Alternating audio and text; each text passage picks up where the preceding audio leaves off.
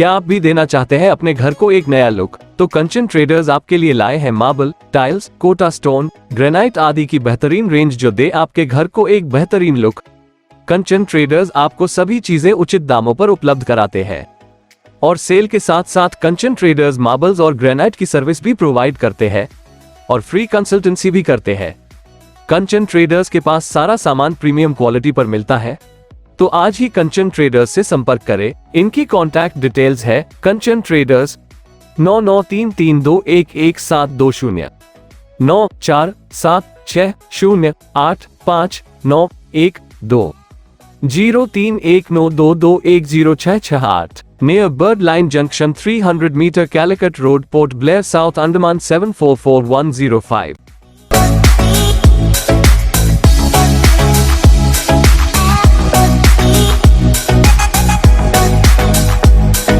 नमस्कार, निकोबार टाइम्स में आपका स्वागत है। अंडमान निकोबार टेरिटोरियल कांग्रेस कमेटी ने 29 नवंबर को एक रैली, धरना और पब्लिक मीटिंग ऑर्गेनाइज किया है 100% जॉब फॉर आइलैंडर्स के विषय में। तो सर, कांग्रेस पार्टी ने ये जो कल का प्रदर्शन जो प्लान किया है, इस डिमांड को प्रेस करने के लिए आइलैंडर्स के लिए जो है 100% जॉब को रिजर्व किया जाए।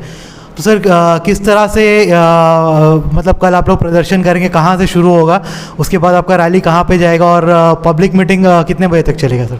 नमस्कार। देखिए, ये जो मुद्दा हम लोग लेके चल रहा है, ये कांग्रेस का मुद्दा नहीं है, ये हर एक आइलैंडर का मुद्दा है, हर एक यूथ का मुद्दा है, हर एक यूथ का पेरेंट्स का मुद्दा है। ये जो मुद्दा जो हम लोग लेके चल रहा है, कल एक रैली, धरना और एक पब्लिक मीटिंग का आयोजन कर रहा है। हम लोग असेंबल करेंगे 10:30 बजे, करीबन 11 बजे हम लोग निकलेंगे। निकल के एक रैली करेंगे क्लॉक टावर से होके आके वापस हम लोग तिरंगा पार्क में एक पब्लिक मीटिंग करेंगे, जिसमें हम लोग हाईलाइट करेंगे ये मुद्दा के ऊपर जितना जानकारी जो जिसको नहीं है, हम लोग पहले पब्लिक ओपिनियन लेना पड़ेगा इसके ऊपर। देखिए, हाल ही में आपको मालूम है कि इतना पोस्ट आया है, मालूम नहीं है कितना हमारा बच्चा को नौकरी मिलेगा। डर लग रहा है, जाते जाते तो फिर अंडमान को हम लोग छोड़ के जाना पड़ेगा, ऐसा एक सिचुएशन आ जाएगा जो हम लोग बाहर का तो मालूम ही नहीं है। जैसा आप इतना फैमिलीज मेनलैंड में गया ही नहीं है, कैसा हो सकता हमारा बच्चा लोग, हम लोग भविष्य के लिए क्या करेंगे? इसका मुद्दा में हम लोग एक छोटा सा एक एडमिनिस्ट्रेशन को ध्यान में लेने के लिए, हमारा मुख्य राज्यपाल, उपराज्यपाल को ध्यान में लेने के लिए हम लोग कर रहे हैं। सर, ये 100% जॉब रिजर्वेशन का जो मुद्दा है, ये थोड़े सालों बाद जो है कोई ना कोई पॉलिटिकल पार्टीज उठाते रहता है, और जब भी आइलैंड के लिए वैकेंसी निकलता है तो आइलैंड के यंगस्टर्स 100% जॉब रिजर्वेशन का डिमांड करते हैं। पर ये देखा जाता है आमतौर पे कि वैकेंसीज के फिलअप हो जाने के बाद, यानी कि एग्ज़ाम्स कंडक्ट हो जाने के बाद और जब रिजल्ट्स आ जाता है, उसके बाद जो है कहीं ना कहीं ये मुद्दे को लोग भूल जाते हैं। और 100% जॉब रिजर्वेशन का जो मुद्दा है, ये सारे पॉलिटिकल पार्टीज़ ने, बीजेपी हो या कांग्रेस हो या जितने भी आगे पॉलिटिकल पार्टीज हैं, सभी ने उठाया है। और विशाल जॉली जी, जो कि बीजेपी के नेशनल एग्जीक्यूटिव मेंबर हैं, कुछ दिन पहले उन्होंने एक प्रेस कॉन्फ्रेंस किया था जिसमें उन्होंने ये बोला था कि अगर 100% जॉब रिजर्वेशन अचीव करना है अंडमान निकोबार आइलैंड्स के लिए, तो इसमें सबको साथ मिलकर संघर्ष करना होगा। तो क्या आपको लगता है कि कांग्रेस कल जो ये धरना और पूरा प्रोटेस्ट ऑर्गेनाइज कर रहा है और उसके बाद पब्लिक मीटिंग भी करेगा, क्या आपको लगता है कि इसमें आइलैंडर्स ज़्यादा से ज़्यादा पार्टिसिपेट करेंगे, क्योंकि पॉलिटिकल पार्टी का ड्रिवन है? क्या आपको लगता है कि अगर ये कोई नॉन पॉलिटिकल ऑर्गेनाइजेशन इसको ऑर्गेनाइज करता तो इसमें ज़्यादा पार्टिसिपेशन आता? देखिए, ऐसा है, आपका बात बहुत बढ़िया क्वेश्चन है। बिल्ली को घंटी कौन बांधेगा, ये तो सवाल है। खाली बिल्ली को घंटी बांधना करके कोई अपोजिशन पार्टी वाला बोलता है, कौन बांधेगा? हम लोग शुरुआत किया है। हम देखिए, हम ये जो बैनर में कर रहा है, ये नहीं कि परमानेंटली ये बैनर में हम लोग करने का है। अगर आप लोग ऑल पार्टी मीटिंग बुलाएगा, हम लोग ऑल पार्टी मीटिंग में हम लोग शामिल होगा। हम लोग देखिए, मुद्दा सक्सेसफुल होना, हम लोग ईगो लेके नहीं बैठना कि भाई ये कांग्रेस का मुद्दा, ये बीजेपी का मुद्दा, ये नहीं, ये हमारा बच्चे लोग का भविष्य का मुद्दा है। तो हम लोग जो लेके चल रहा है, अगर विशाल जॉली देखिए नेशनल एग्जीक्यूटिव मेंबर है, सिटिंग गवर्नमेंट उसका है, जो उपराज्यपाल उसका बात सुनना है, chief secretary BJP appointed chief secretary है, सेंटर में होम मिनिस्ट्री जो हमारा माई बाप है वो बीजेपी का है। अभी अगर विशाल जॉली जी ने कन्विंस नहीं कर पा रहा है कि उसका गवर्नमेंट को, ये तो बहुत बड़ा दुर्भाग्य का बात है कि हम लोग ये सिचुएशन में है। आगे जाके हम लोग किसको ऊपर भरोसा करेंगे? इतना बड़ा सिंगल लार्जेस्ट पार्टी है पार्लियामेंट में, ये जो मुद्दा को इन लोग नहीं समझता। कैसे नहीं समझता? यूपी में जाके आप नौकरी ले सकता है, हिमाचल में नौकरी ले सकता है, उत्तराखंड में नौकरी ले सकता है, जो जो जगह में अपना गवर्नमेंट है। हर एक गवर्नमेंट का एक डोमिसाइल सर्टिफिकेट का ये है, जो हमारा भी वही डोमिसाइल सर्टिफिकेट है, हमारा भी है, लोकल सर्टिफिकेट है, लोकल सर्टिफिकेट हमारा डोमिसाइल सर्टिफिकेट है। आप बताइए। तो फिर इसमें और एक चीज़ आइलैंडर्स पूछ रहे हैं कि जब कांग्रेस भी यही चाहता है कि 100% जॉब रिजर्वेशन है, बीजेपी भी यही चाहता है, बाकी पार्टीज भी यही चाहते हैं और सारे आइलैंडर्स भी यही चाहते हैं, आज तक ऐसा कोई आइलैंडर मुझे नहीं मिला है जो ये कहता हो कि 100% जॉब रिजर्वेशन नहीं होना चाहिए आइलैंडर्स के लिए, सभी यही चाहते हैं। तो फिर से डिफ़िकल्टी कहाँ है, क्यों प्रॉब्लम आ रहा है सेंट्रल गवर्नमेंट को इसको इम्प्लीमेंट करने में? और अभी सिर्फ बीजेपी गवर्नमेंट नहीं, कई जब कांग्रेस का गवर्नमेंट भी था तब भी ये मुद्दा काफ़ी बार उठा था, लेकिन ये कभी अचीव नहीं हो पाया कि 100% जॉब रिजर्वेशन मिले। और इससे पहले एक होम मिनिस्ट्री का शायद एक नोटिफिकेशन से जो है लिखा जाता था वैकेंसीज में कि सिर्फ आइलैंडर्स लोकल्स अप्लाई कर सकते हैं, तो वो भी हट गया कुछ सालों पहले। और एमपी साहब ने भी प्राइवेट मेंबर बिल लेके आया है इस मामले में। तो क्यों नहीं हो रहा सर? सब जब सभी कोशिश कर रहे हैं तो सेंट्रल गवर्नमेंट को क्या प्रॉब्लम है इसको इम्प्लीमेंट करने में? देखिए, ये बहुत बड़ा एक सवाल है कि हमारा सामने में इतना यूथ लोग, सब लोग तो चाहता है कि 100% जॉब रिजर्वेशन होना। 2000 तक वो था, उसके बाद क्यों हटा, उसके बाद क्यों हटा, ये तो सवाल हम लोग देखिए एज आइलैंडर हम ये नहीं बात कर रहे कि हम कांग्रेस वाला है, हम बीजेपी वाला ये है। अभी हाल ही में जो हमारा मेंबर ऑफ पार्लियामेंट जो है G20 का समिट जो आया है, वो मेंबर ऑफ पार्लियामेंट उसको रिक्वेस्ट करके मेहनत करके वो आया है। सो हम आपका माध्यम से भी मेंबर ऑफ पार्लियामेंट को रिक्वेस्ट करेंगे कि जब G20 आप लेके आया है, हमारा आइलैंडर का जो जॉब रिजर्वेशन भी मोदी जी के बोलने से हमारा संसद को हम लोग बोला है। ऐसा नहीं कि हम लोग संघर्ष नहीं करता। इवन हमारा मेंबर ऑफ पार्लियामेंट भी हम लोग रिक्वेस्ट किया कि जी देखिए, आपको मतलब आपका बात तो मोदी जी सुनता है, प्लीज़ उससे बात करिए। बीजेपी का बात सुनता है तो बीजेपी को बोलेंगे, भाई विशाल जॉली को बोलेंगे, हमारा अजय बैरागी जी को बोलेंगे, प्लीज़ आप लोग करिए। देखिए, अल्टीमेटली हमारा क्या मकसद है, ये जो मुद्दा को लेके पॉलिटिक्स नहीं करना, ये मुद्दा को हम लोग बच्चा लोगों के लिए एक तोहफा देना है। हम लोग सब मिलके, ऑल पार्टी मिलके बच्चा लोगों के लिए एक तोहफा देना कि भाई आपका जो फ्यूचर है हम लोग सिक्योर करेंगे। तो और एक क्वेश्चन जो मेरे जहन में आता है और कई आइलैंडर्स को भी ये लगता होगा, और मेरे को लगता है ये क्वेश्चन का आंसर आप दे सकते हैं क्योंकि एक पॉलिटिशियन के साथ आप एक प्रोमिनेंट बिजनेसमैन भी है।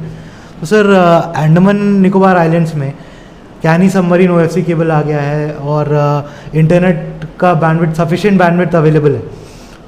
यहाँ पे जैसे कि बिजनेसेस जैसे कि कॉल सेंटर और बाकी आउटसोर्सिंग का जो भी इंडस्ट्री है यहाँ पे काफ़ी अच्छे से चल सकता है, क्योंकि यहाँ के जो बच्चे हैं वो मल्टीपल लैंग्वेजेस में जो हैं बचपन से ही उनको मल्टीपल लैंग्वेज आता है। एक इंग्लिश तो कई लोग बोल ही लेते हैं, हिंदी भी आता है और साथ में एक रीजनल लैंग्वेज भी आता है। तो जो मेनलैंड से जो लोग आते हैं वो हमेशा यही क्वेश्चन करते हैं कि यहाँ पे कॉल सेंटर्स क्यों नहीं चलते, क्योंकि कॉल सेंटर्स और बाकी जो आउटसोर्सिंग यूनिट्स अगर यहाँ पे होंगे तो ज़्यादा से ज़्यादा लोगों को नौकरी मिलेगा और गवर्नमेंट जॉब के ऊपर डिपेंडेंसी आइलैंडर्स का कम होगा, क्योंकि कॉर्पोरेट जॉब्स देखा जाता है कि गवर्नमेंट जॉब्स के एट पार ही होते हैं, क्योंकि एक तरह से परमानेंट जॉब होता है, सैलरी अच्छा होता है और बेनिफिट्स भी होते हैं। तो कॉर्पोरेट जॉब्स के लिए यहाँ पे कोई मतलब क्यों नहीं ट्राई कर रहा है, और कॉल सेंटर्स वगैरह यहाँ पर क्यों नहीं एस्टैब्लिश हो पा रहे हैं सर?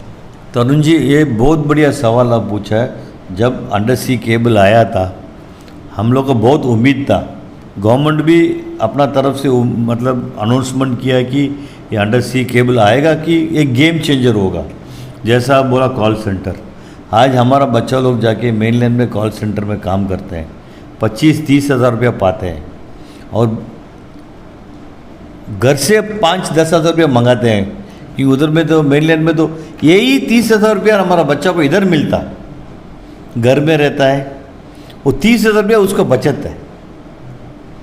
लेकिन ये जो बैंडविड्थ का बात बोला, आपको मालूम है कि जो कॉल सेंटर चलाने के लिए कितना बढ़िया बैंडविड्थ चाहिए, अभी तक वो नहीं आया। एक बहुत बड़ा जुमला एक ये हुआ। देखिए, ये इसका बारे में हम ज़रूर बोलना चाहिए कि जब कांग्रेस के पीरियड में ये टेंडर हुआ, टाटा कंपनी ने जो टेंडर उसको हासिल किया है, उसका 440-480 करोड़ का वो टेंडर था। 5-6 साल का बाद बीजेपी ने वही टेंडर को 1600 करोड़ में दिया है। वही कनेक्शन हमको देखिए, आप लूप ले लीजिए, आप लाइन कहीं से ले लीजिए, सिंगापुर से ले लीजिए, हमको वो मतलब नहीं। हमको कनेक्शन इधर स्टेबल मिलना चाहिए।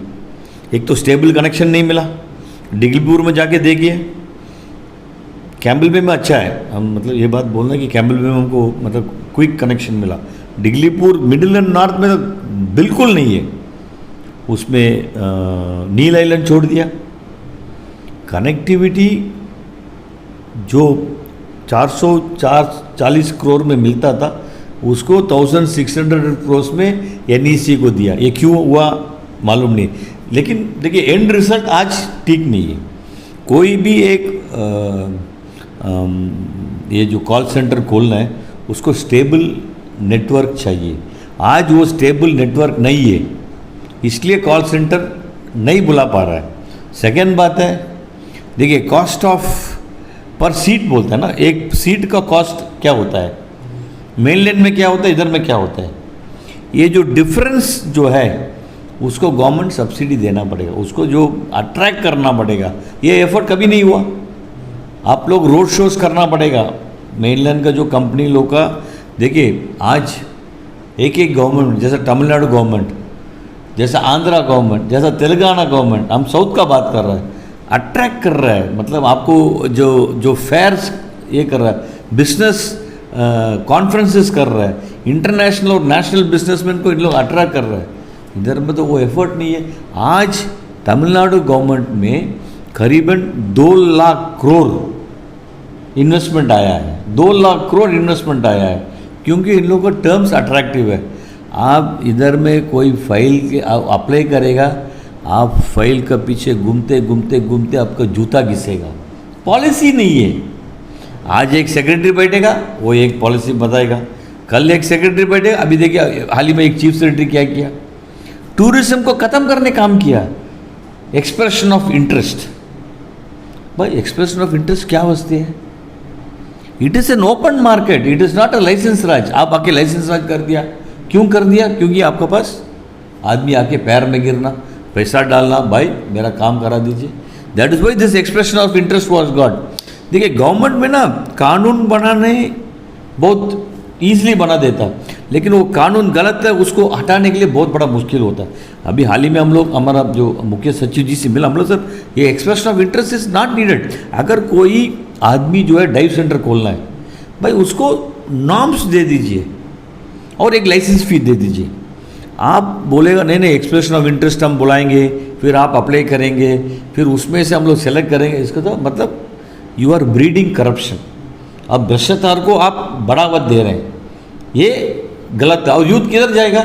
आप गवर्नमेंट नौकरी नहीं है, प्राइवेट बिजनेस खोलने में आपको कमर्शियल कन्वर्शन के लिए तो आप अप्लाई ही नहीं कर सकता। आज एक पान दुकान खोलना कोई आदमी और लोन लेना, एक 50,000 लोन लेना, वो तो बैंक में जाने से बैंक पूछेगा भाई ज़मीन कमर्शियल है, ख़त्म हो गया उधरी में।